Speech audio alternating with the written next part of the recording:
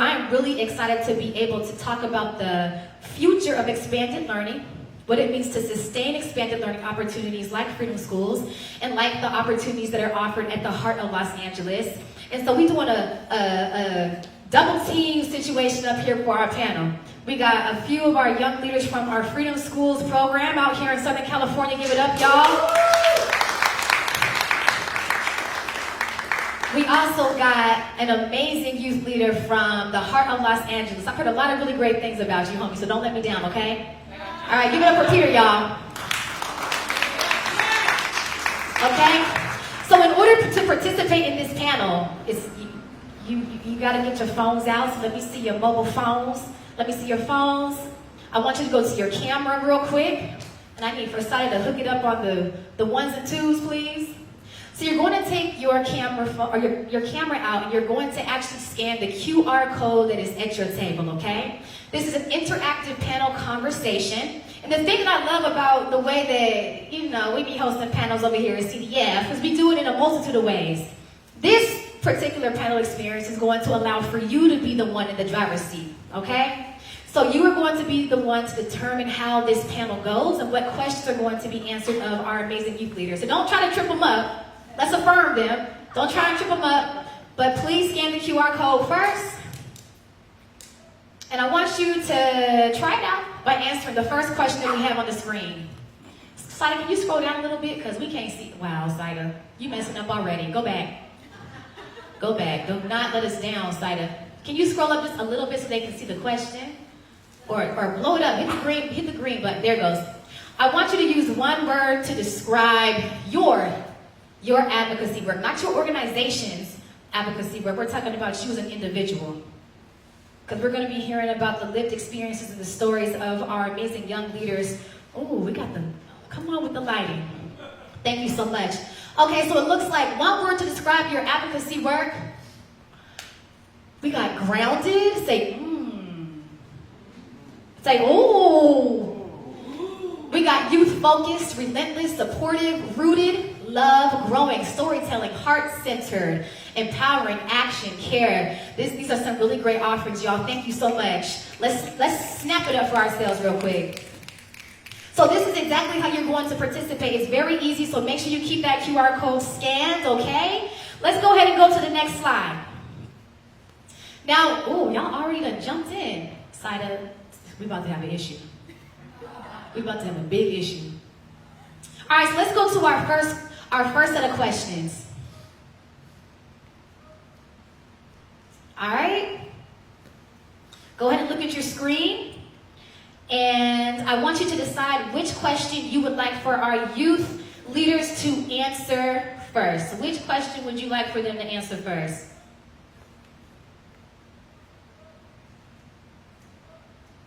So one of the questions are, name one area in your personal or professional life where an expanded learning program has helped you to grow. Okay, that's one of the questions. The other one is, go back to the first moment when you discovered your expanded learning program, okay? What do we have here? What have we chosen? It looks like everybody wants you all to talk about the one area in your personal or professional life where the Heart of Los Angeles or the Freedom Schools program has helped you to develop. And so I want to give you all a chance to respond. Make sure that you hold the mic close to your mouth so we can hear you. Brilon, would you like to go first? You got it, girl. Give it up for Brilon, y'all. Okay, so Freedom Schools has definitely helped me grow in many areas in my professional life and even my personal life. But in particular for me, it's developed my capacity for giving grace. And this is not just like grace to myself, this is also grace to the children, or the youth mainly, that I serve or that I lead others to serve. And what I mean by that is, when we're serving a child, right, there's so many outside factors that are impacting the way that we are viewing this child. So many things that the child comes into the learning space with. And sometimes you'll see behaviors that don't align with the kind of environment that you want to be sustained, right? Sometimes you may have the attitude, you may have the disruptive behavior, you may have sleeping in class, or goofing off and talking to others, or you may have the overachiever.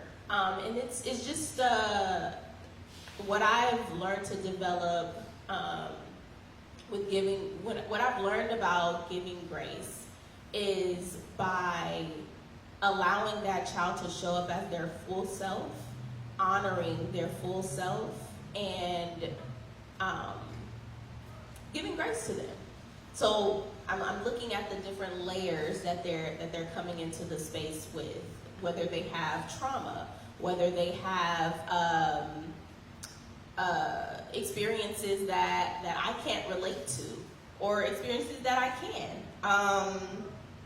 The joy that they come with, the expression that they come with, the goofiness and lightheartedness, the creativity, right? Just the different layers that the child comes into the learning space with.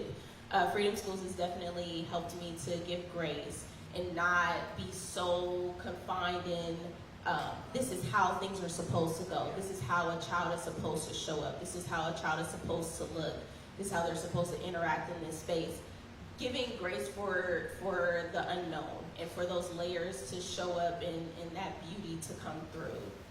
So that's for me. I love that. Giving grace. Let's snap it up. And when we hear something that resonates with us, I want us to snap, okay?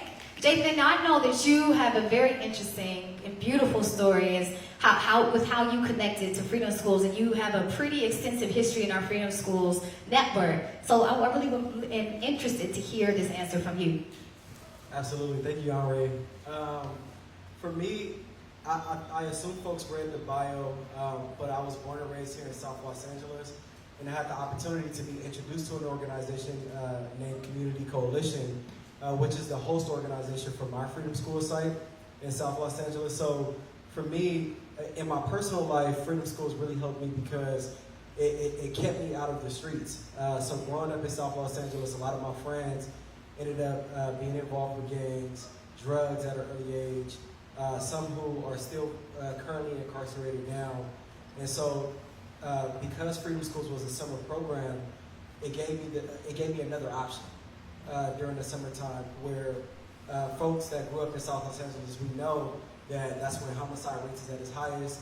That's when young folks are involved in the streets because there's not much else for you to do. And so and through Community Coalition, I was also able to be a part of South Central Youth Empowered Through Action, which was an after-school program. So year-round, I was always involved in something, and I had a lot of friends who chose not to. And so having the opportunity to have something else to do that felt good, and I always felt affirmed in what I was doing in Freedom Schools, made me feel good. And so when I say I literally would not be where I am today if it wasn't for Freedom Schools, I mean it, you know.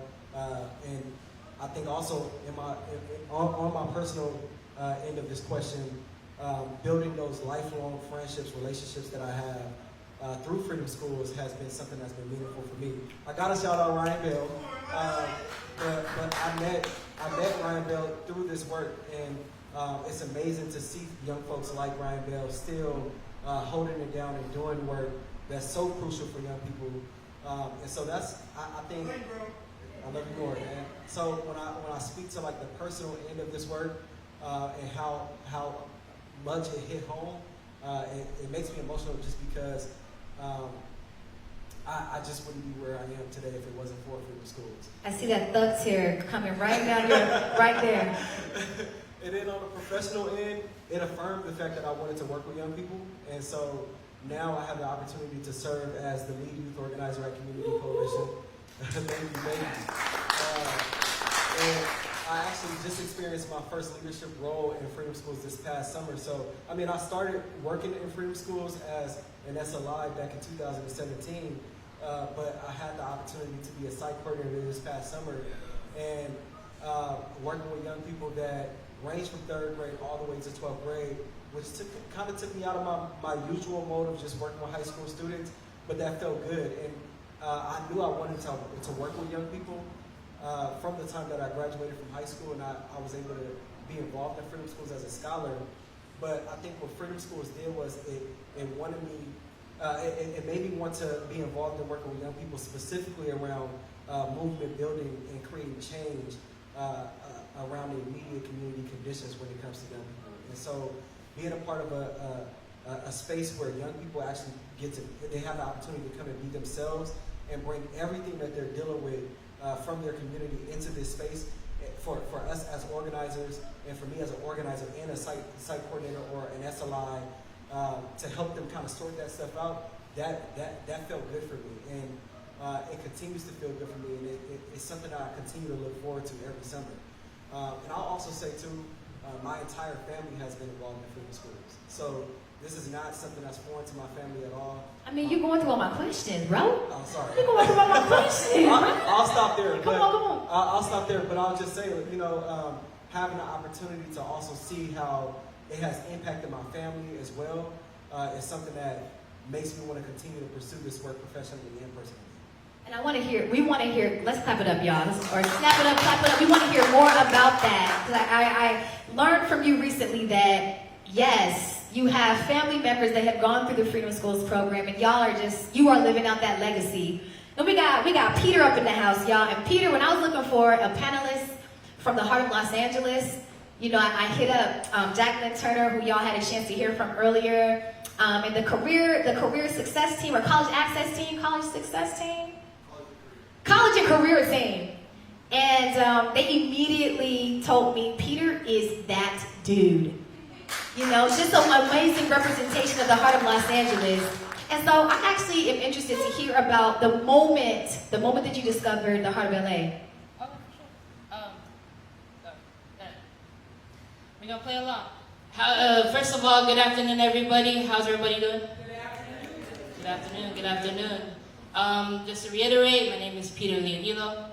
I am an HOLA alumni, and when I say that, I'm very proud of the fact that I am, because, growing up in this community, and for those who've never been in the Rampart Westlake community, because, we got a bunch of folks from all over LA, shout out to y'all, but our neighborhood right here has a history of a lot of things. It's, and that pride of the history of immigration from people from Central and Latin America, people from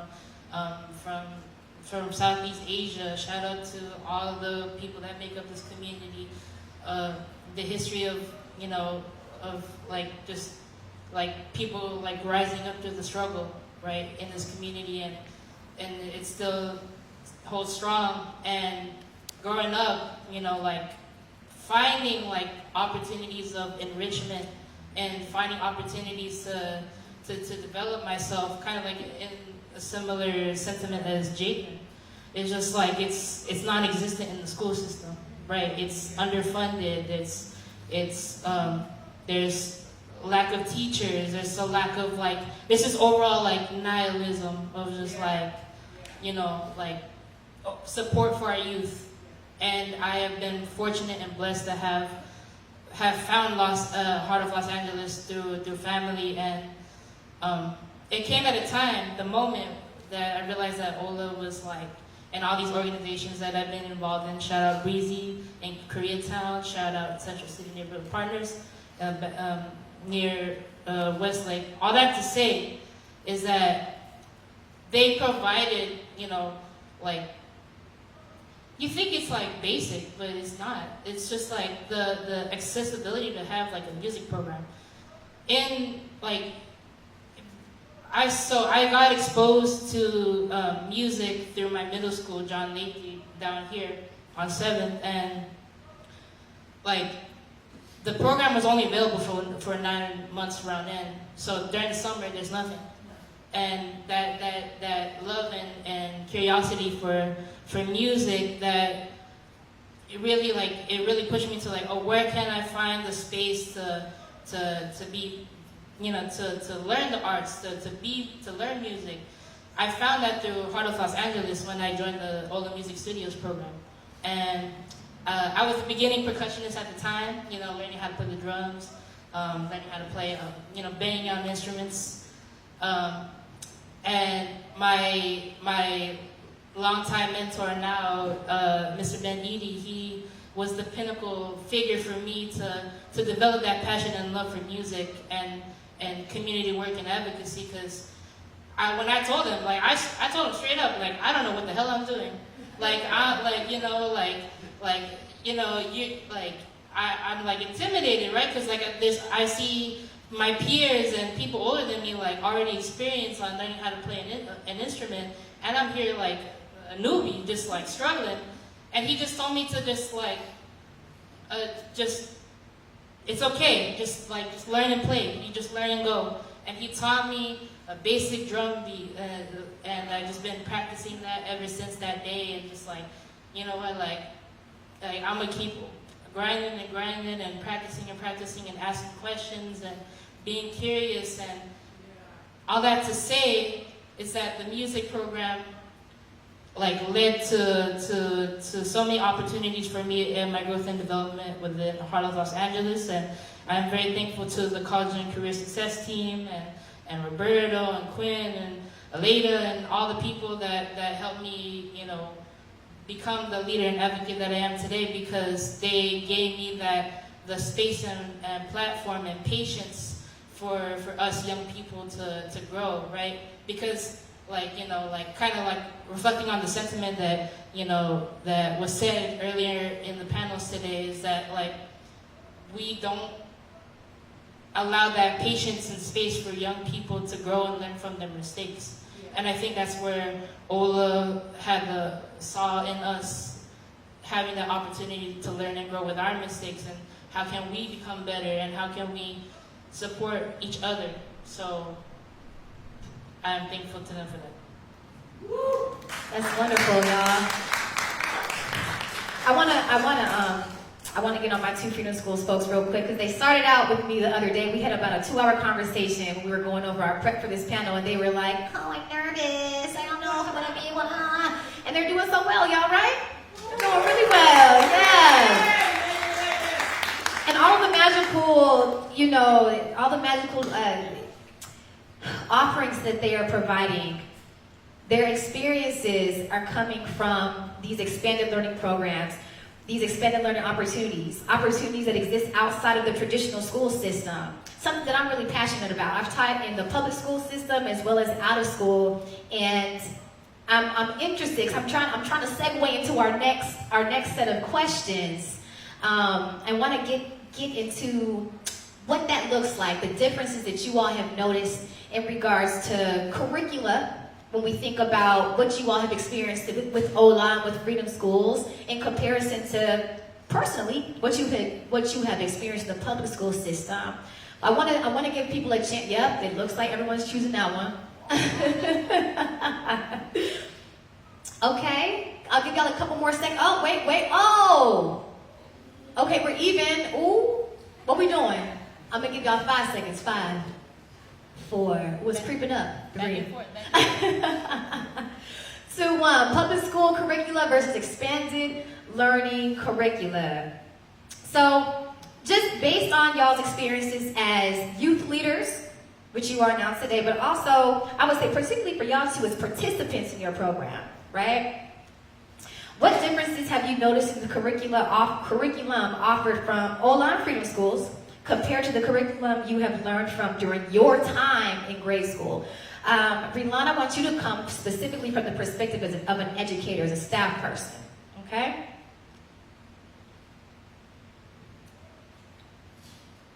For me, before I touch on curriculum, I have to talk about environment. And so as a young person, I graduated from Manuart High School, so it's right in the heart of South Los Angeles. And I think Freedom Schools has a way of making young people feel at home. And that is something I never got from grade school. And so from Harambe, which is the way that we start every morning, Harambe is Kiswahili for let's pull together. And that being a complete 180 from starting school with the Pledge of Allegiance, no shade, right? To learning from somebody that looks like me, that's from my community, that understands my struggles, that can help. I think it means something for me to be in community with other black males that are in positions of power, that are showcasing leadership skills that I can learn from. And that's something I always got from Freedom Schools. And it was also very difficult for me to transition back into grade school after a summer of Freedom Schools, just because I knew how much of a great environment I was and how much rich energy I got from Freedom Schools, and knowing that I had to go through another 2 semesters and not receive that was honestly heartbreaking. And it can be like that for any kid if you come from Freedom Schools. And then we get to the curriculum and what you're learning, and knowing that I was gonna receive a story that I was able to see myself inside of was powerful, and that was every week for 6 weeks. And I was also able to take part in afternoon activities that really grabbed my attention versus going to grade school where I'm reading books that never related to me. I was not interested in it. In fact, I felt forced. And before going to Freedom Schools, I can remember being in elementary and middle school. I got introduced to Freedom Schools in high school. So when I was in middle school, I never liked reading, just because everything that I read made me go to sleep. Just being honest, right? And then I remember getting to Freedom Schools and reading the Sharon M. Draper books. And those were books that were talking about my direct experiences.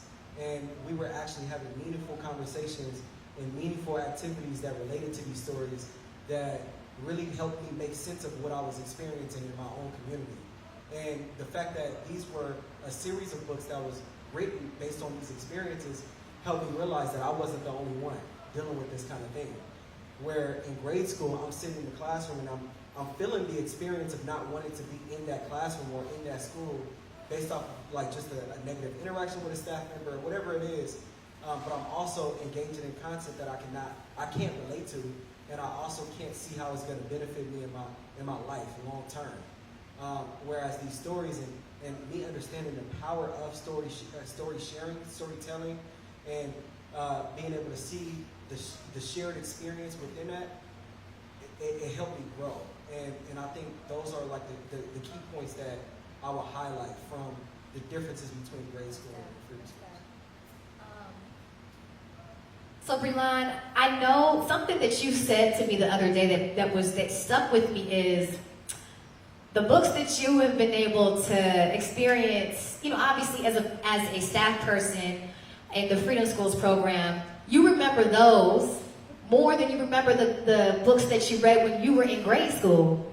Can you talk a little bit more about that as it relates to this topic? Absolutely. So, I mean, I could go on for days about how I don't remember any of the books that I read in grade school. I remember some of the characters, like, Huckleberry Finn or Holden Caulfield. I don't remember what his story was, though. I can't tell you what the story was about at all. And kind of reflecting on what Jathan was saying, like, I could not see myself anywhere in what I was reading. One of the stories I do remember, there was like a black man on trial for murder or something like that. Can't remember was it Monster? No, it was some other book. To Kill a Mockingbird, yes. And I can't remember anything else except for the fact that the black dude was on trial. Like, why am I reading about me? The only thing that represents me in this book is the criminal. And it does make sense, because I would touch into the next question of the traditional education system. For one, why is the education system traditional in the first place? Traditional is something that we do over and over again. It's something that does not change. And from my understanding of the education system in general, it was designed to socialize for the purpose of socialization. So if we're trying to, not to socialize, for socialization purposes, if this is a system of socialization of our youth, what are we trying to teach them about themselves? When the education system, or the traditional American education system was created, we didn't even have access. We, meaning Black and brown folks, we didn't have access to education at that time. And so we were never intended to be a part of this society. We weren't intended to be a part of learning these new things and not integrated, but like a part of this society. And so, to me, an education system, if it's about socialization, society changes consistently. Nothing is the same, except for some things are the same, as when the traditional education system was born. Why is it that it's traditional? Why are we still keeping these customs and teachings within a system of this is how we're training up our children in the way that they should go. This is what they should learn about themselves. These are the kind of books that you read. This is the truths that matter. These are the stories that get told. These are the voices that get heard. Why is that traditional if we're a constantly changing society? Traditional education system is absolutely absurd to me. And so public school or traditional curriculum versus expanded learning curriculum, or something such as freedom schools, the difference in that is that one of them keeps you in the confines of tradition, and the other, it breaks that open and allows for the change to come through, for the new voices to be heard, the new stories to be heard, or even old stories to be heard. It allows you to be seen. And so for me, I don't remember about Holden Caulfield. But I do remember how the books and the things that I was teaching my scholars made me feel, how it made them feel, because that curriculum, it led to empowerment. It led to feeling seen and represented, and really empowering them to go out and make a change, even though I had the babies. So, you know, I've been working with the babies for a long time. But they see themselves in what they're learning, and they can take what they're learning and put it into action. And it's not keeping them in this box of tradition, of this is what you should do, and this is what you should look like, and this is the space where you belong. It breaks that open. So I could be a little long-winded. No, that's excellent. I really appreciate that. And would they have this perspective? Would y'all have this perspective had you not found, right, the freedom schools? Or if you had not had access to? Possibly, right? But, you know, I remember being asked a question from my friends over at the Watson Power Foundation. When was the first time that you have met an educator that looks like you, or that you were taught by an educator that looks like you in your school career? And for me, you know, I'm a military brat, so I've lived all over the place, and I think it might have been 5th grade. But that's not the case for everybody else. Some people don't meet those folks until potentially college or in an out-of-school program. And so I want to start with Peter for this next phase. Side, if you don't mind supporting me real quick. I want to see where y'all want to go next with this. So the two questions we have, or topics we have, is the first one is 3 key pointers you would give LAUSD educators, and the next one is, if you were a principal for LAUSD, what would you do? Interesting. Probably because we got a whole bunch of educators in here, so they want to hear from y'all. All right, I'm going to give y'all just a few more seconds. So I want to set the stage for y'all real quick. I know we're running out of time, but you know, this is definitely a feature conversation. We're so happy to have y'all here. So you as a youth leader have been asked to train LAUSD teachers so they can integrate Heart of Los Angeles programs or Freedom Schools programs into their classrooms starting tomorrow. So Dr. Starr Stephen came here and was like, yo, we need you to implement Freedom Schools up in LAUSD. I mean, I don't know if you got any say-so at LAUSD, but we trying to get you to implement Freedom Schools. You got OLA coming over here, like, we need you to implement OLA programming into LAUSD classrooms starting tomorrow. What are 3 key pointers you would give the teachers during your training sessions to help them offer their students the same magic that you experience in the Heart of Los Angeles programs, in Freedom Schools programs? I want to hear from you first, Peter. I got my notes here. Hold on. I was very reflective on this question, and it's funny that you mentioned that the previous question as well, because I am an education and sociology major right now in college, and I'm actually planning to go into the field of teaching. So actually, I love this question. All that to say is that the 3 things that I would go upon, and we go on a whole tangent. But the first thing, number 1, get to know your students. I feel like that's the foundation of everything, and cater the curriculum so that's culturally relevant to them. Because, like, growing up in LA as an LAUSD student, and like growing up in the communities that we're from, you have a predominantly black and brown community, but the teachers are not from those communities. Respectfully, they're white. And they don't have the same experiences and understandings that you know the students have, right? So I think number 1 is to get to know your students. And I think what OLA does really well is the fact that we have such a diverse community of participants and students. Our staff reflects people of color in these spaces where you don't really find that in the traditional education system.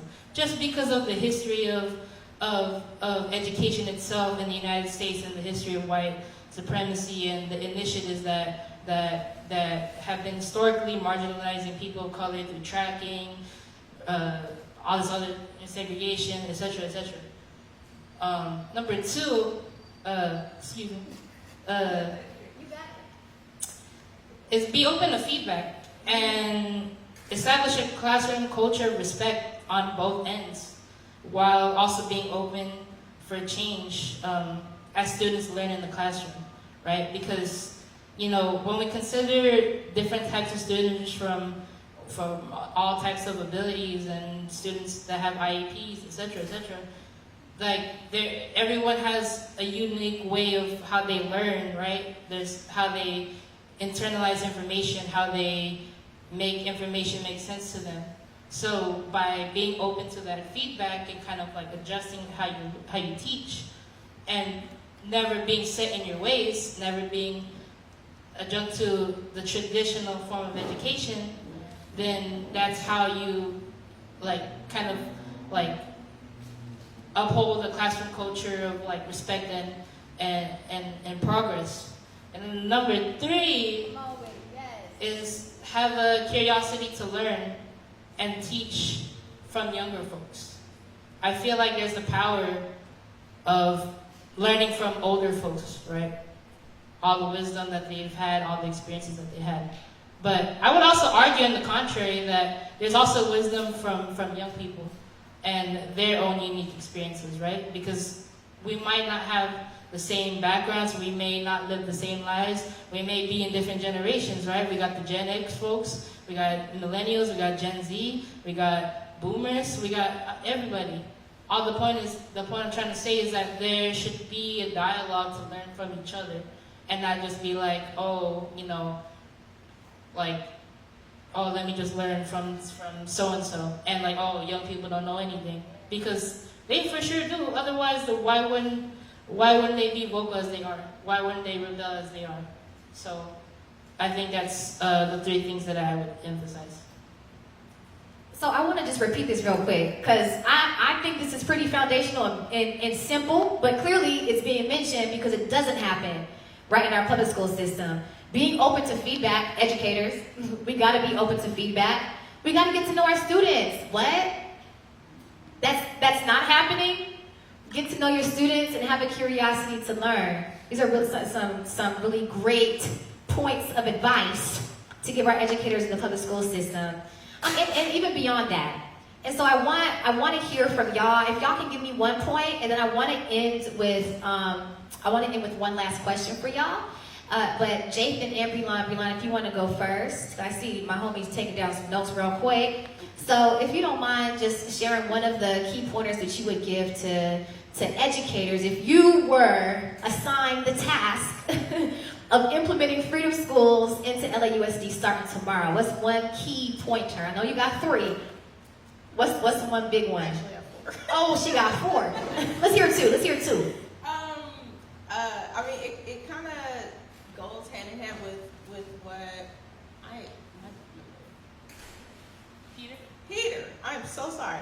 What Peter had to say of getting to know your students, and to me, it goes beyond just getting to know your students. It's about unlearning the things that you learned about your students before they were in your class.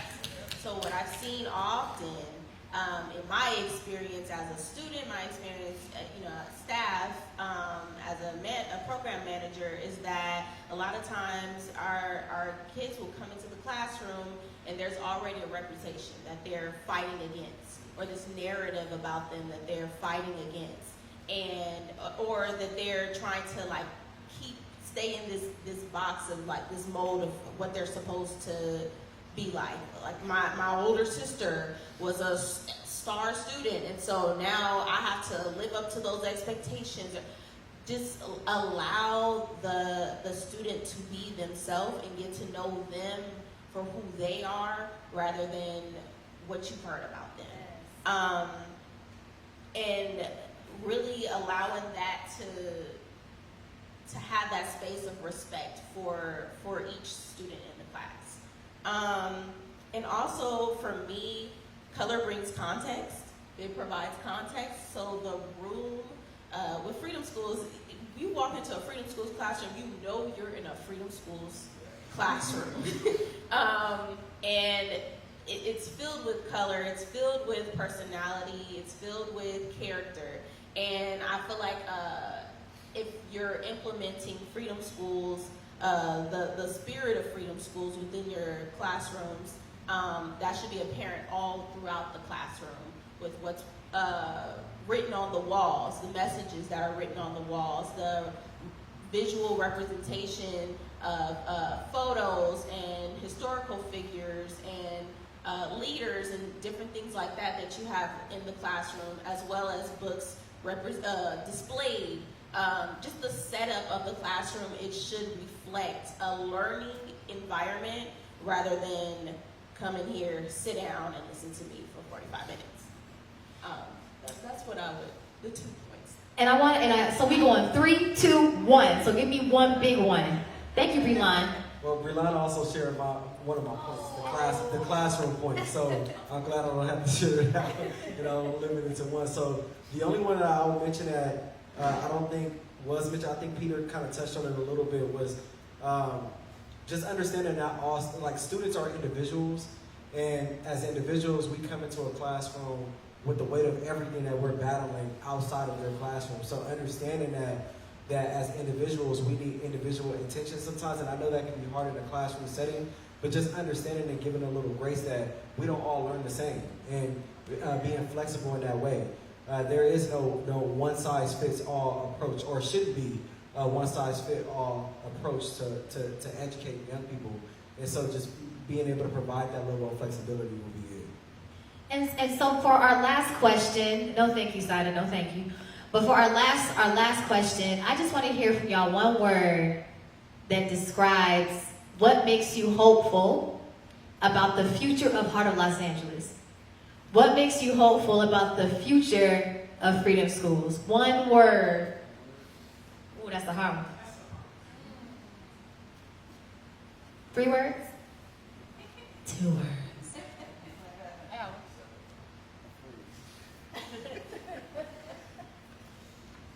easily it's resilience, because considering just all the backgrounds and the demographics of the people that make up HOLA, and just the struggles that we all talk about, like in and at the classroom, like, and the fact that, like, kind of reflecting on just the overall theme of social mobility for young people, right? I am hopeful of the resilience that makes up part of Los Angeles and the people in it, because we sacrifice a lot, and in that sacrifice of, you know, going to these after-school programs and sacrificing our time, our other responsibilities. You know, you don't know, like, people take care of younger siblings. Maybe they're like the main guardian in their family. Maybe they're the breadwinner in their family. Maybe they make money for their family. All that to say is that, like, when people go through HOLA and they graduate and become HOLA alumni, I am proud of the fact of how resilient we are, and we don't ever give up. And yeah, I'll leave it at that. All right, Brilon and Jathan, what you got? Real quick, Freedom Schools is here to stay. Ooh.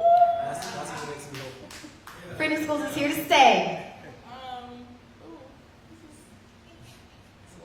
Hold the mic, make sure you hold the mic up. I'm still swirling in my brain. I don't know. For me, it's about activism through education. We felt like you were getting ready to offer more context, and you don't have to. That's you said activism? Through education. Through education. So we got resilience, we got Freedom Schools is here to stay. You got to do the point. You got to do the point like this. Then we got activism is what? Through education. Activism through education. I want y'all to give it up for Peter, for Jathan, and for Brilon. I really appreciate y'all joining us real quick.